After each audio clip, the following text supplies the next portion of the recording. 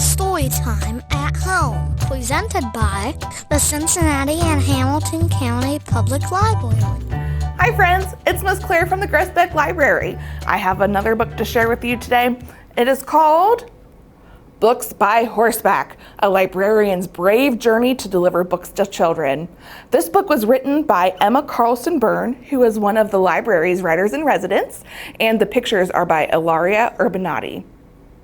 This is a story from the 1930s when some librarians had a very special job.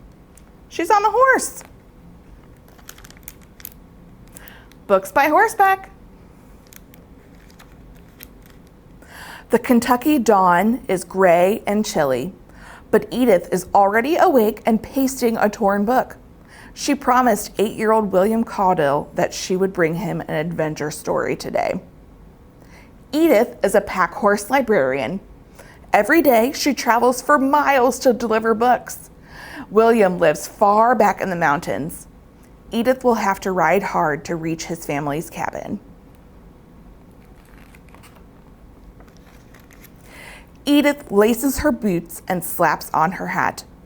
As she stuffs storybooks, magazines, and her lunch into her booksack, she hears the distant crack of thunder. "Looks like a storm is coming, Dan," Edith says. Dan nickers as she hoists his saddle. "We better hurry." Dan picks his way down the steep slope to Troublesome Creek. Edith and Dan slide and slip, scrabbling in the slick mud. Water splashes up onto Dan's chest. Edith grips the book sack tight. If her books get wet, they'll be ruined.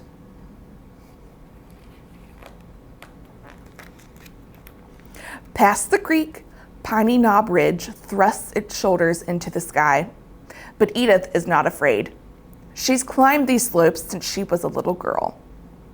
Dan surges forward, straining, climbing toward the top of the ridge high above them. He snorts and blows. His ribs heave. "You can do it, Dan," Edith says. But Dan has to stop.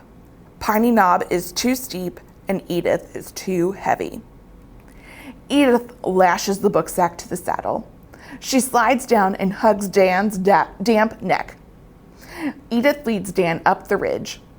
Thorny branches slap at her face. Rocks slide under her feet, tumbling down to Troublesome Creek.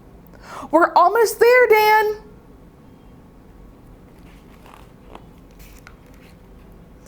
At the top, Edith and Dan rest and breathe. The sun peeks out from behind the storm clouds and warms their faces. Edith pulls out her lunch, 2 biscuits and some ham. Dan snuffles at the fresh grass. The rumpled mountains spread out below them.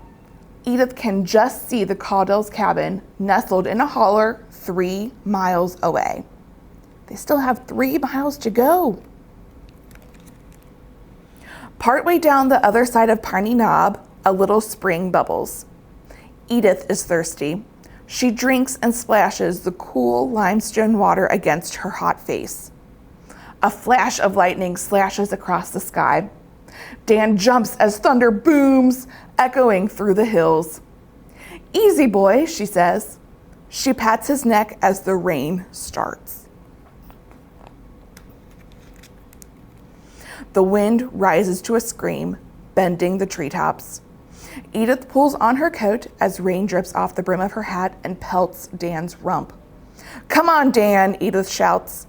She slaps his shoulder with the reins. Dan springs into a gallop.